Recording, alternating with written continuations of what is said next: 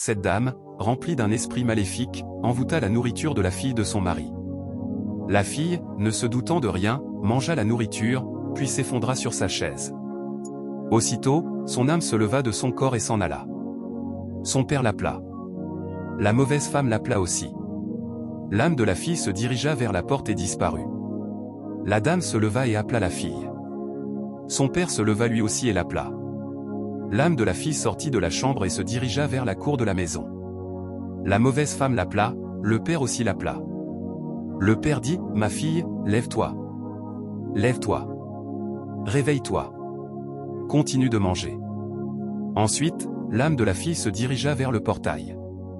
Elle s'avança peu à peu vers le portail, puis disparut et se retrouva devant le portail. Le père supplia alors sa fille, « Ma fille, lève-toi.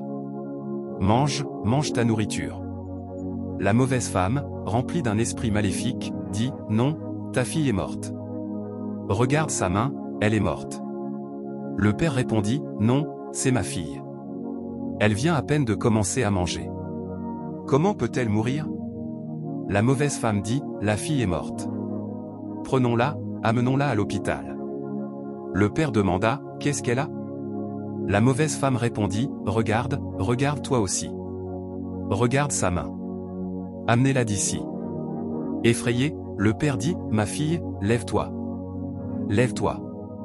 Tu sais que tu es ma fille bien-aimée, n'est-ce pas? Tu sais que je tiens beaucoup à toi, n'est-ce pas? Lève-toi. Lève-toi. » La femme dit, « Prenons-la. Si je parle maintenant, tu vas dire que je suis une mauvaise femme, que je suis une ritualiste. » Mais le père ne l'écouta pas. Il continua à parler à sa fille, « Lève-toi, ma fille. Lève-toi, ma fille, pardon. S'il te plaît, écoute-moi. Je suis ton père. Lève-toi. » La mauvaise femme dit, « Toi, tu l'appelles, mais la personne n'est plus en vie. Tu es en train de parler à un corps. La personne n'est plus en vie. » Le père dit, « Toi, tais-toi. » Le père la contrôla, prit ses oreilles et vérifia si elle était encore en vie. La mauvaise femme dit, « Arrête de parler au corps. Ce n'est qu'un corps qui est là. Je te parle, moi. Je sais de quoi je parle. » Ensuite, l'âme de la fille, à l'extérieur de la maison, se dirigea vers une destination inconnue. En chemin, elle croisa une jeune fille et une petite fille. Aussitôt, la petite fille s'arrêta, s'inquiéta et dit, « Hein? Où va l'âme de cette fille ?» Elle commença à parler à sa grande sœur, « Tu vois? Tu n'as pas vu l'âme de cette fille ?» La grande sœur répondit, « Moi, je ne vois personne. » La petite fille dit, « C'est une âme. Tu ne peux pas la voir, c'est spirituel. » La petite fille courut, se plaça devant l'âme de la fille et dit, « Toi, tu vas où? Où t'en vas-tu? Arrête-toi. Tu vas où? Tu ne sais pas que je te parle? Tu vas où? » La grande sœur dit, « Tu parles à quelque chose de spirituel. Viens ici. Laisse-la. C'est spirituel. Toi, tu es là et tu lui parles. Arrête ça. » Mais la petite fille revint se placer devant l'âme de la fille et dit, « Arrête-toi. Arrête-toi. Tu vas bien? Où vas-tu? Qu'est-ce que tu as? Pourquoi t'en vas-tu? » La petite fille demanda, « Où est ta maison? » Alors, l'âme de la fille pointa du doigt sa maison. La petite fille demanda encore, « Pourquoi quittes-tu la maison? Pourquoi ton âme quitte-t-elle la maison? Quel est ton problème? » La grande sœur dit, « Mais qu'est-ce que tu racontes? Quel est ton problème? » La petite fille répondit, « Son corps est encore en vie. On peut encore la ramener à la vie. » La grande sœur demanda, « Et comment allons-nous faire? » La petite fille répondit, « Alors, retourne-toi.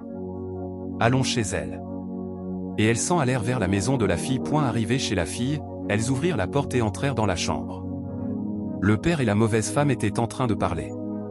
En voyant les deux filles, la mauvaise femme demanda, « Qu'est-ce que vous êtes venu faire dans notre maison? » Le père demanda lui aussi, « Qu'est-ce que vous êtes venu faire ici? » La grande sœur répondit, « Ma petite sœur a vu quelque chose de spirituel. Elle a vu l'âme de votre fille, et nous l'avons raccompagnée jusqu'à chez vous. » Le père demanda, « L'âme de ma fille? Qu'est-ce que vous êtes en train de dire? » La mauvaise femme dit, « La voilà ici, non?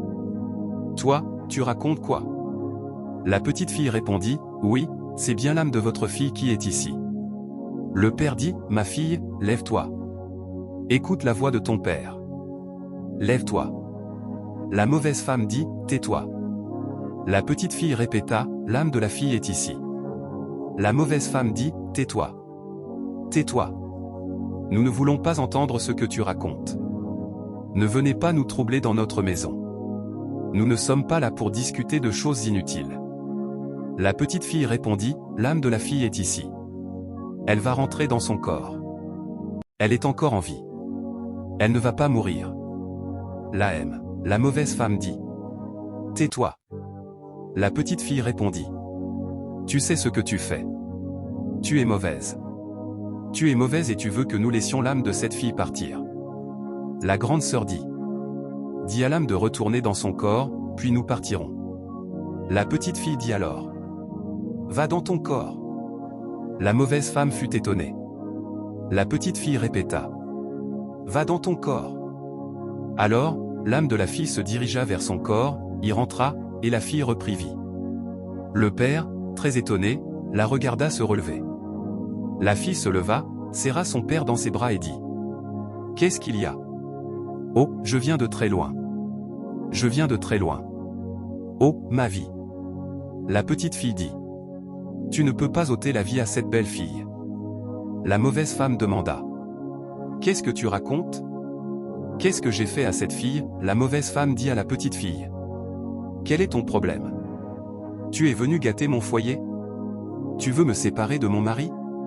Tu veux détruire notre foyer? La petite fille dit.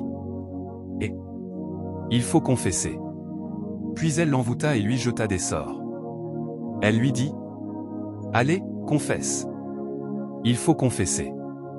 Dis tout le mal que tu as fait. Elle lui lança encore des sorts. Alors, la mauvaise femme dit. Oui, je vais confesser. Je vais confesser. Je vais confesser.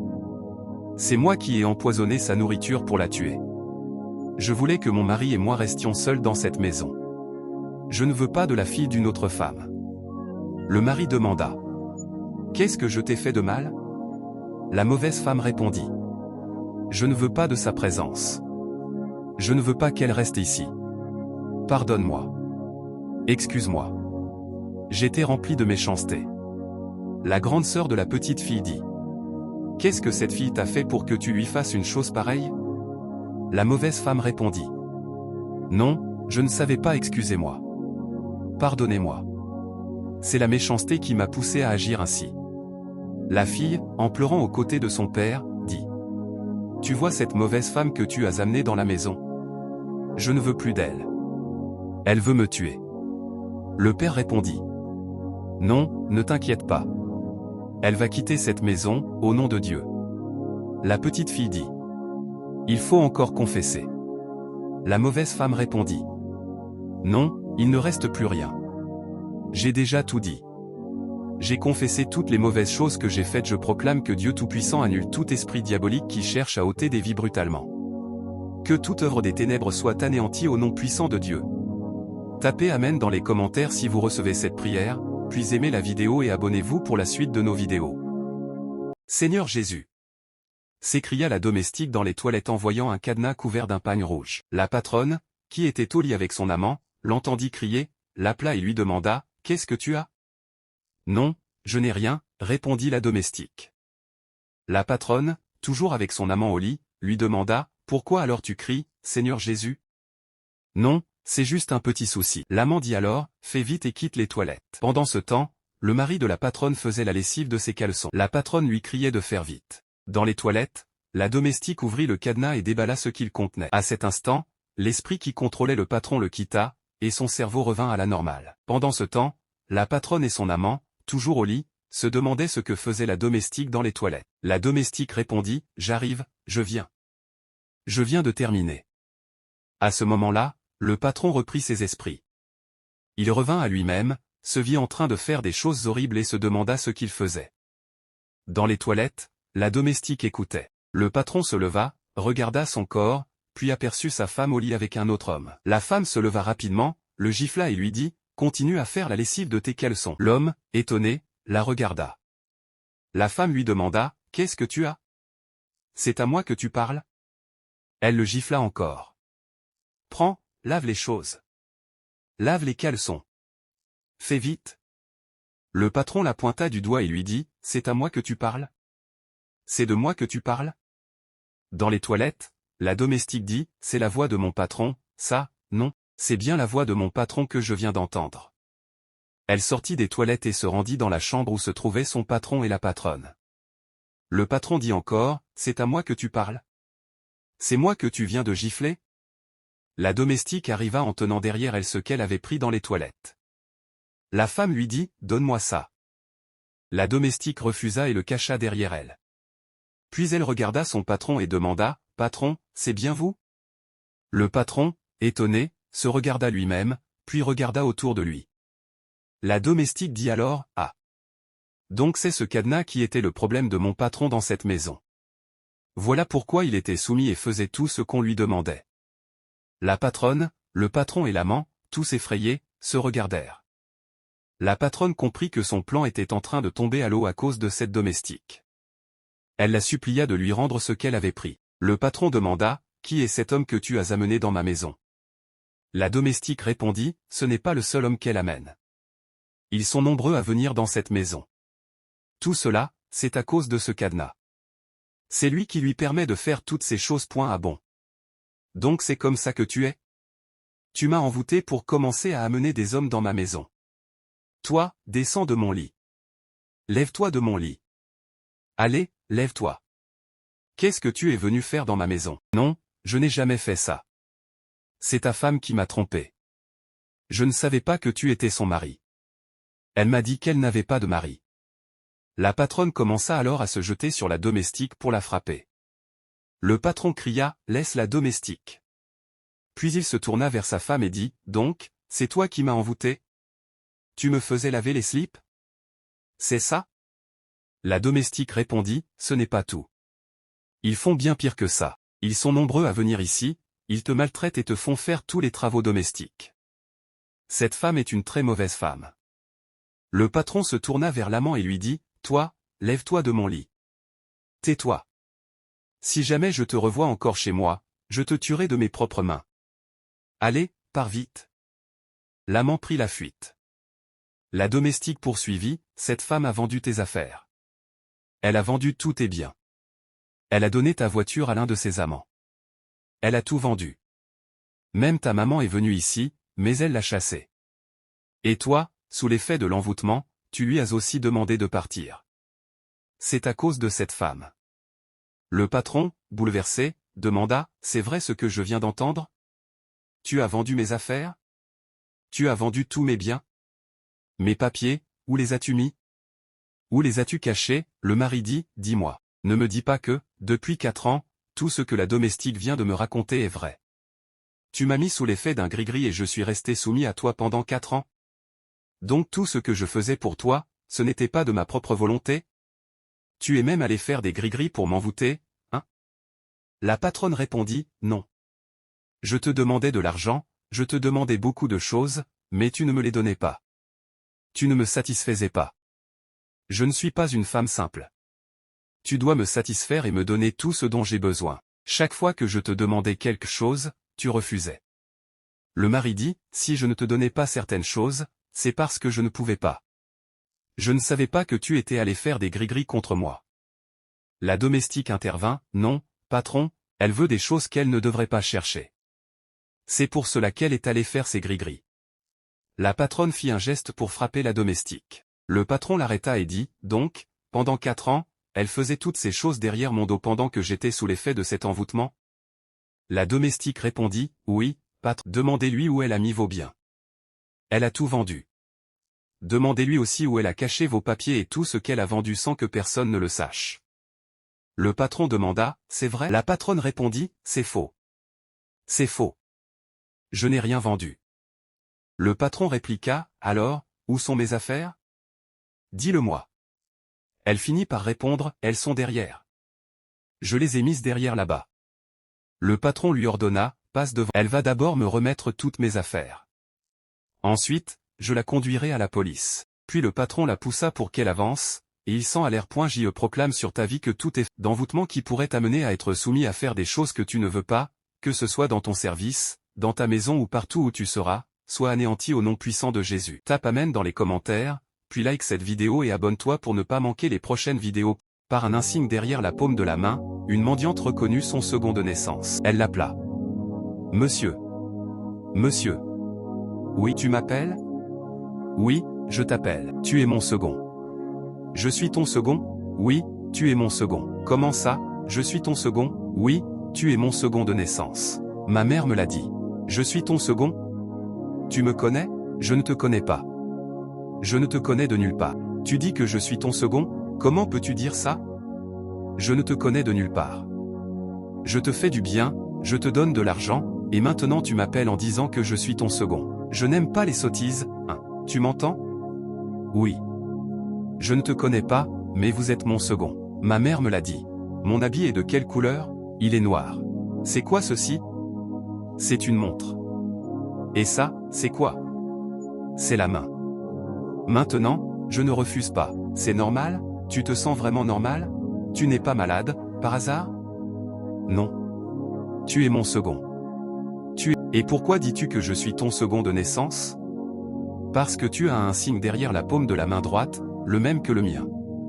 Ma mère m'a dit que mon second porte ce signe derrière la paume de la main. C'est pour cela que, quand je t'ai vu, j'ai su que tu étais mon second de naissance. Oui, c'est vrai. C'est mon second. Oui, ma mère m'a dit que j'ai un frère qui a le même signe derrière la main. Et c'est exactement le même. Oui, je ne refuse pas. Je suis confus. Tu es d'où? Tu viens d'où, réellement? Je suis de Dangbo, dans l'Ouémé.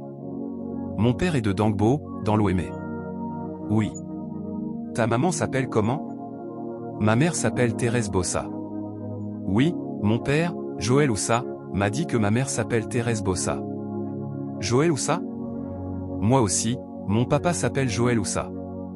Oui, tu es mon second. C'est exactement ce que ma mère m'a dit. Tu es mon second. Ma mère m'a dit que, lorsque nous étions tout petits, il y a eu un divorce entre elle et notre papa. Ils se sont partagés les enfants selon leur sexe. Notre papa t'a pris, toi, le garçon, et ma maman m'a prise, moi, la fille. Depuis ce jour, nous ne nous sommes plus jamais revus. Avant de se séparer, ils avaient fait un signe derrière la paume de chacune de nos mains afin que nous puissions nous reconnaître un jour. Ensuite, la femme du monsieur arriva et demanda. « Chérie, pourquoi es-tu debout à côté de cette mendiante en train de discuter avec elle? Tu ne sais rien. Je suis en train de discuter avec mon second. Je suis passé par ici pour lui donner un peu d'argent, pensant simplement lui faire du bien. Mais elle m'a appelé en disant « Mon second. Mon second. » Puis elle m'a expliqué que nous sommes du même père et de la même mère et que nous avons le même signe derrière la paume de la main. En réalité, mon père m'avait déjà parlé de cette histoire autrefois. Mais, comme je n'y prêtais pas attention, je n'ai jamais cherché à en savoir plus. Et aujourd'hui, je me retrouve face à ma propre sœur. Ah, la vie n'oublie jamais personne. Et où est maman? Elle est à la maison. Alors, allons la voir. Nous irons la retrouver afin que nous puissions enfin rester ensemble. Je proclame sur ta vie qu'au moment de tes souffrances, Dieu te révèle les secrets enfouis depuis longtemps, ceux qui freinent ta vie et pour lesquels tu n'as trouvé aucune solution. Tape Amen dans les commentaires et abonne-toi pour voir la suite des vidéos. Un garçon était en train de prier lorsque sa marâtre vint empoisonner sa nourriture avec un poison. Elle dit, « C'est vraiment bon, je t'ai préparé ça, tu vas manger, tu vas boire, et ce sera fini pour toi. Aujourd'hui, je vais en finir avec toi dans cette maison, imbécile que tu es. » Pendant ce temps, le garçon continuait sa prière. Il ne savait pas que quelque chose se passait. Après avoir terminé sa prière, la fille de sa marâtre arriva point et la fille arriva, prit la nourriture et commença à manger. Elle mangea le pain et but le café. Aussitôt, sa mère arriva en courant et s'écria. « Ma fille, pourquoi bois-tu ça? C'est quel repas? » La fille répondit. « C'est le repas de mon frère. » Sa mère dit. « Pourquoi manges-tu ce repas? » « Non, ne mange pas, pardon. » Mais la fille termina tout son repas. Sa mère s'écria. « Tu vas me tuer. Est-ce que la nourriture de ce garçon est pour toi? Je ne t'ai jamais dit de manger sa nourriture. Je t'ai toujours dit de ne jamais toucher à sa nourriture. Il faut vomir. Vomis toute cette nourriture. » La fille répondit. « Non, j'ai déjà tout mangé. Comment veux-tu que je vomisse maintenant? La nourriture de mon frère, c'est aussi ma nourriture, non? Pourquoi dis-tu cela, maman? Sa mère insista. Tu dois vomir. Cette nourriture n'est pas pour toi. Tu ne devais pas manger cette nourriture. Il faut tout vomir. Le garçon demanda. Maman, pourquoi ne peut-elle pas manger ma nourriture? Est-ce qu'il y a quelque chose dedans? La mère répondit en pleurant. Laisse-moi en paix. Au même moment, la fille commença à se tenir le ventre et cria. Mon ventre? Mon ventre? Aussitôt, le père arriva et demanda. Qu'est-ce qui se passe? La mère répondit. Tu vois? Ton garçon veut tuer mon enfant. Il lui a donné sa nourriture. Elle l'a mangée, et maintenant elle a mal au ventre. Le père dit. Quoi? C'est parce qu'elle a mangé la nourriture de son frère qu'elle aurait mal au ventre, le garçon dit. J'ai fini de prier dessus, puis elle est venue la prendre et a commencé à la manger. Ensuite, maman est arrivée et a commencé à lui dire de ne pas la manger. La mère dit, cette nourriture est pour lui, elle n'est pas pour ma fille. Ce n'est pas pour ma fille, c'est pour lui. Le père demanda, pourquoi? Qu'est-ce que tu as mis dans cette nourriture? C'est du poison ou quoi? Le père prit le bol, sentit la nourriture et demanda. Qu'y a-t-il dans cette nourriture? Pourquoi cries-tu ainsi? La mère finit par avouer. J'ai empoisonné la nourriture de ce garçon, mais je ne savais pas que ma fille allait la manger. Je n'aime pas voir ce garçon à mes côtés. Il m'énerve tout le temps. C'est pour cela que j'ai empoisonné sa nourriture par des forces mystiques. Je ne savais pas que ma fille allait la manger. Le père, choqué, dit. Donc, tu empoisonnes la nourriture de mon fils avec des forces spirituelles? Je te le jure, si ma fille tombe ou si elle meurt, je te tuerai de mes propres mains. Ma fille, lève-toi. Lève-toi. Il prit sa fille dans ses bras et s'en alla. Je prie, au nom puissant de Jésus-Christ, que toutes les forces spirituelles qui cherchent à t'empoisonner spirituellement soient anéanties au nom puissant de Dieu. Tapez Amen dans les commentaires et abonnez-vous pour voir la suite des vidéos. Cet homme déguisé s'approche et prend l'œuf de cette dame sans pitié. Furieuse, elle lui arrache l'œuf des mains et le pousse violemment. Il tombe alors par terre.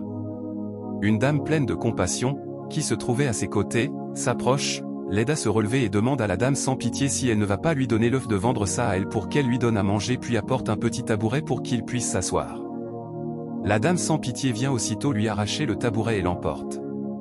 Mais la dame remplie de compassion revient encore, reprend le tabouret et le dépose devant l'homme déguisé afin qu'il puisse enfin s'asseoir pour manger l'œuf. Il enlève la coquille de l'œuf et commence à le manger. L'homme déguisé demande ensuite à la dame pleine de compassion, « Peux-tu me donner de l'eau à boire ?» Elle lui répond, « Oui. » Elle part aussitôt lui prendre d'eau, pure water, et le lui apporte. L'homme déguisé le prend. La dame sans pitié lui dit, « Lève-toi de là et va-t'en. » L'homme se lève pour partir, mais la dame pleine de compassion lui dit, « Non. » La dame sans pitié lui répond alors, « Vous êtes pareils tous les deux. Regarde cet homme que tu entretiens comme ça. C'est parce que vous êtes de la même catégorie que tu prends soin de lui. » La dame pleine de compassion lui répond simplement, « Oh, elles échangent des paroles de mécontentement et des reproches. » Puis, la dame sans pitié dit à l'homme déguisé, « Lève-toi. Tu restes ici depuis trop longtemps. Avec un simple petit œuf, tu prends tout ce temps pour manger. Dépêche-toi et va-t'en. » L'homme déguisé dit à la dame pleine de compassion, « Merci beaucoup pour tout ce que vous avez fait pour moi. Je vais maintenant partir. » Il se lève et s'en va. La dame pleine de compassion reprend ensuite le petit tabouret et le remet à sa place. Quelques instants plus tard,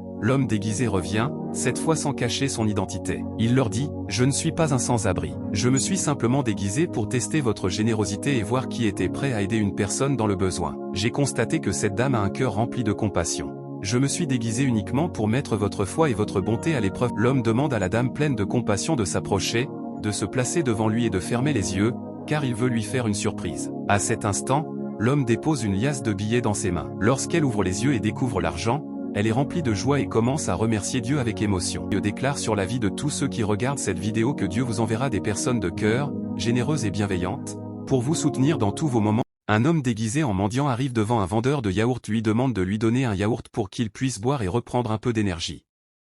Il le supplie encore et encore, mais le vendeur lui répond. « Moi aussi, je n'ai pas beaucoup d'argent. C'est seulement ce que j'ai qui me permet de boire un peu et de prendre des forces pour continuer à vendre. » Le vendeur se plaint de sa situation, tandis que l'homme déguisé en mendiant insiste en expliquant qu'il a très faim et qu'il a vraiment besoin d'aide. Finalement, touché par sa situation, le vendeur prend un yaourt déformé, le seul qui lui reste, et le lui tend en disant. « C'est le seul que j'ai. Je peux te le donner. » L'homme déguisé prend le fan et remercie chaleureusement le vendeur avant de s'en aller. Quelques minutes plus tard, il revient et pose la main sur l'épaule du vendeur. Le vendeur se retourne et lui demande. « Qu'est-ce qu'il y a encore ?» L'homme déguisé lui répond. « Non, ne vous inquiétez pas, patientez un peu. Ne vous découragez pas et ne vous énervez pas. Ce que je viens de faire n'était qu'un simple test que je suis venu vous faire passer. L'homme déguisé en mendiant regarde le vendeur et lui dit. Monsieur, je suis venu ici sans avoir faim et je ne manque de rien à manger. En réalité, je suis venu vous tester. Je voulais voir si vous êtes une personne humble, généreuse, simple et remplie de compassion. Il poursuit. C'est pour cela que je suis venu vers vous. Je voulais voir si, malgré vos difficultés et le fait que vous n'avez pas beaucoup de moyens, vous êtes capable de penser à des personnes qui sont encore plus malheureuses que vous. Je remercie sincèrement pour sa générosité. Merci beaucoup pour votre cœur généreux. Que Dieu vous bénisse abondamment. Le monsieur déguisé demande au vendeur de yaourt de déposer le yaourt. Le monsieur déguisé lui demande de fermer les yeux et de tendre les mains. Le monsieur déguisé en sort une grosse liasse de billets qu'il dépose dans les mains du vendeur. Lorsque le monsieur ouvre les yeux et découvre l'argent, il se met immédiatement en joie. Très ému, il commence à pleurer de bonheur et remercie le monsieur déguisé pour ce magnifique geste. Proclame sur la vie de tous ceux qui regardent cette vidéo que l'Esprit de Dieu vous envoie des personnes capables de vous aider dans tous vos besoins. Que Dieu mette sur votre chemin des personnes généreuses, bienveillantes et de bonne volonté, afin que vous ne manquiez de rien et que vous puissiez bénéficier de la bonté de Dieu. Tapez Amen dans les commentaires si vous recevez cette prière. Tandis que son ami empoisonnait sa boisson, la domestique vint le gifler et lui dit. Monsieur, venez. Le monsieur répondit. Qu'est-ce que tu as? Tu es folle ou quoi? Arrivée dans la cuisine, elle lui dit. Votre boisson a été empoisonnée. Elle prit alors la boisson, la renversa dans un bol, puis remplit le verre de son patron avec une autre boisson. Elle lui expliqua. Votre femme, en complicité avec votre ami, a empoisonné votre boisson. Le patron, très étonné, commença à s'inquiéter. Il prit alors le verre qui se trouvait sur la table, y ajouta encore du poison et dit à la femme. S'il revient de la cuisine, tu vas le forcer à boire cette boisson. Au même moment, le mari sortit de la cuisine. En les observant discrètement, il vit sa femme et son ami en train de verser du poison dans le verre qu'ils tenaient entre leurs mains. Quelques instants plus tard, il ressortit. À ce moment-là, ils avaient déjà terminé d'empoisonner la boisson. Le monsieur revint de la... Sa femme et son ami se tenaient debout, faisant semblant de n'avoir rien fait. Le monsieur, lui aussi, faisait semblant. Il continuait à crier sur la domestique, les deux complices lui dirent. Laisse-la tranquille. Le monsieur prit alors le verre et commença à boire la boisson. Après avoir avalé quelques gorgées, il commença à se plaindre de violentes douleurs au ventre. Les deux complices échangèrent un regard et commencèrent à sourire. Le monsieur se mit à tousser. La femme prit le verre de ses mains, le remit à son complice, qui le déposa par terre. Le monsieur poussa doucement sa femme pour qu'elle s'assoie sur le divan, puis il s'assit à son tour en se tenant le ventre et en gémissant de douleur. Il demanda qu'on l'emmène à l'hôpital. La femme appela la domestique. Aide-nous à conduire ton patron à l'hôpital. Mais le monsieur, continuant à faire semblant, s'effondra sur le divan et fit croire qu'il était mort. Les deux complices éclatèrent de rire. La femme dit. C'est fini. Elle prit la main de son mari pour vérifier s'il était vraiment mort. Après quelques instants, elle dit. Son complice lui dit alors. Va dans la chambre. Prends tous ces documents et tout ce qui a de la valeur. Et la femme partit dans la chambre. Resté seul avec le monsieur, l'ami commença à parler. Tu faisais tout, mais maintenant tu es parti. Ta femme est allée prendre toutes tes affaires. À cet instant, le monsieur se redressa brusquement et dit. Tais-toi. Si jamais tu lui révèles que je ne suis pas mort, tu vas le regretter. L'ami, complètement surpris, resta sans voix. Le monsieur se recoucha aussitôt sur le divan. Quelques instants plus tard, la femme revint et dit. J'ai tout rassemblé, tous les biens et tous les documents. Nous allons tout vendre. L'ami répondit. Moi, je ne suis plus partant. Je ne peux plus faire ça. La femme, étonnée, demanda. Pourquoi tu ne peux plus le faire? C'est pourtant nous deux qui avons préparé tout ce plan. L'ami répondit. Je ne veux plus de problème. La femme répliqua. C'est pourtant toi qui as mis ce plan en place, et moi, je l'ai accepté. Nous avons déjà gagné. Allons, quittons cet endroit et allons nous occuper de ces documents. Ils se dirigèrent vers la porte. Au moment où ils allaient sortir, le monsieur se leva et cria. N'ouvrez pas cette porte. En entendant sa voix, la femme s'effondra de peur. Le monsieur lui dit. Relève-toi. Elle répondit. Non. Et elle resta couchée à plat sur le sol. Le monsieur se tourna ensuite vers son ami et lui dit. C'est donc comme ça que tu te comportes?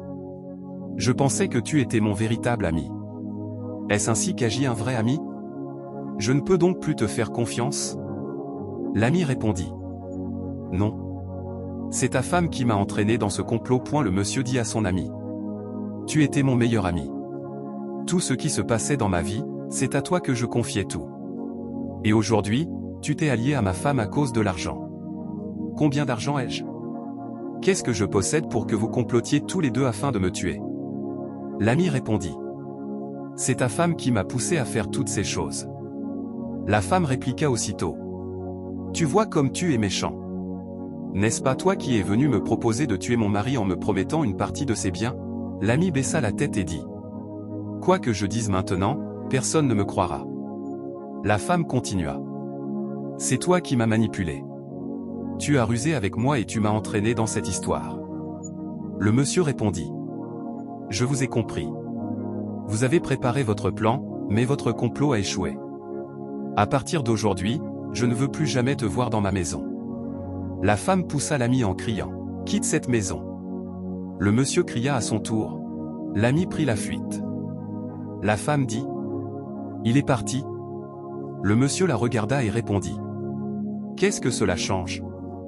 Tu t'es mise d'accord avec lui pour me tuer, toi qui es ma femme, simplement à cause de mes biens. Je te confiais tous mes secrets, tout ce qui se passait dans ma vie. J'avais confiance en toi. Et toi, tu t'es associé à mon meilleur ami pour m'ôter la vie. La femme, en pleurant, répondit. Non. Il m'a manipulé. Je ne savais pas qu'il me trompait.